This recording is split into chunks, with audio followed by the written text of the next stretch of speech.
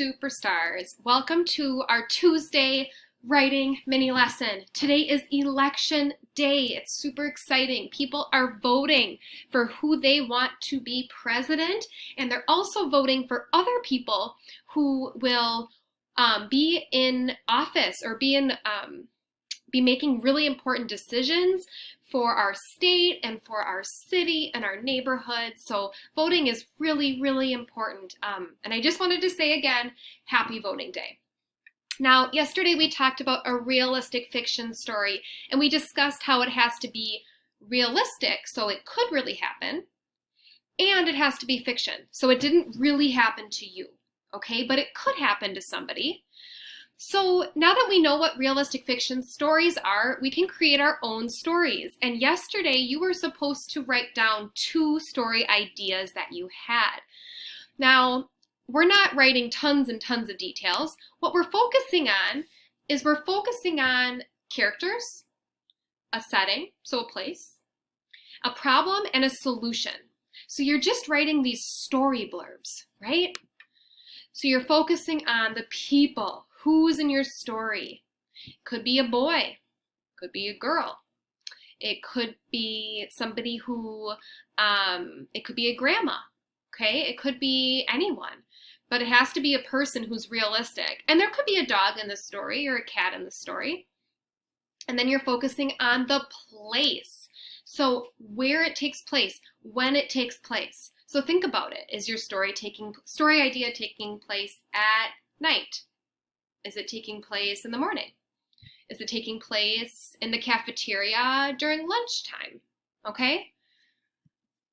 And then you have to have a problem. And it has to be something that could really happen. And then in your little story blurb, you have to have a solution. So you tell what happens at the end. Today, you're going to write story ideas for your story without writing many details. We're just collecting ideas.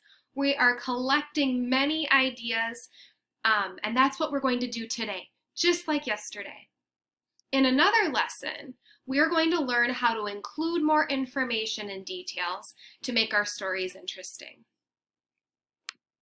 So you're going to focus on a problem and a solution. Today you're going to focus on writing different ideas for your story. Remember, your story should include someone doing the right thing, making a good choice, or being a good citizen. This example on top is an example from yesterday. Mary went for a walk with her dog and slipped. Mary released her dog's chain and the dog left. A person who saw what happened approached the dog and took it to Mary.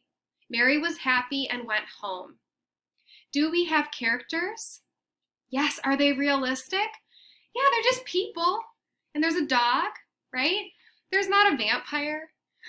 There's not a dog talking, right? So we have characters and they're realistic. They could be real people. Is there a place that's taking place? Yeah, they're outside on a walk, okay? Is there a problem? What is the problem? Dog gets away because Mary slipped. Is there a solution? Yes, a person did the right thing. They got the dog and they took the dog to Mary. Now let's look at my example that I wrote in green. And we're going to pay attention. Are there characters who are realistic? Does it take place in a place that's realistic? Is there a problem that could really happen? And is there a solution? Let's take a look. Cameron was playing on the playground with Logan. A boy came and asked if he could play with them, and Logan said no. The boy was sad and walked away. Cameron talked to Logan about how important it is to include others. Logan and Cameron walked over to the boy and said, "We are sorry. We would like to play with you." Okay, are there realistic characters? Who are they?